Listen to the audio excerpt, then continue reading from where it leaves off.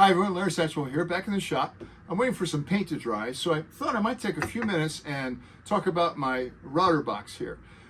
I gave my younger brother my old table saw, and in the wing of that I had a router table.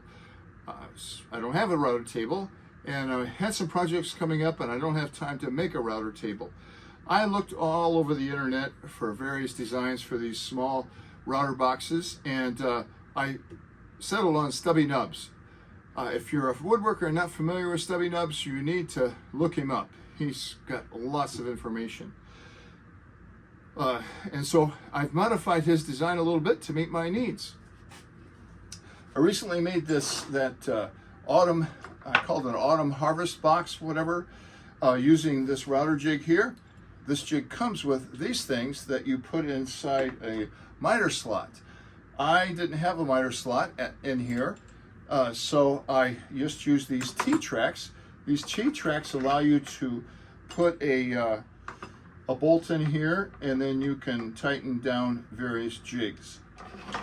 So on this jig, I've put two inserts back here to hold these this on here very firmly, because I also, and I don't want to take this jig off because it is set up perfectly. This was with my router on my table. I have it here so I can use the slots back here to adjust this fence.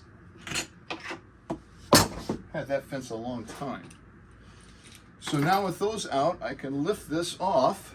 This one comes right off. Set it over here. Take the cord out. When I made Eli's step stool, you saw me using this gigantic, enormous, all these are unplugged, enormous trim router bit here.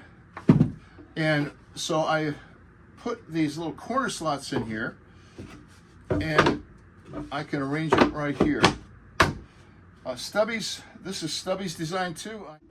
I have a straight edge on it here because that was the last project I used it with.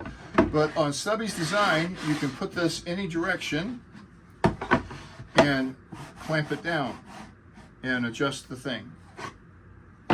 So I leave this one on most of the time. I don't use that larger router as much as I used to, since I have two trim routers now. This one is set up with my rigid trim router,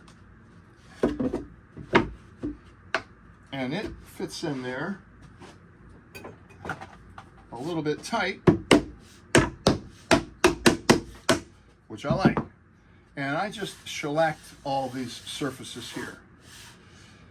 So that's how I use this, and it's really come in handy.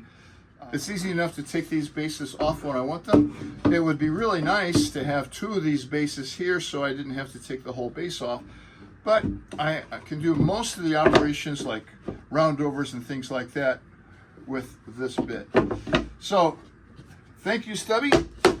I look forward to every one of your videos. So those are my adaptations I made to Stubby's box. I made it in, I think, less than an hour using the scraps I have here. Stubby's directions were really good.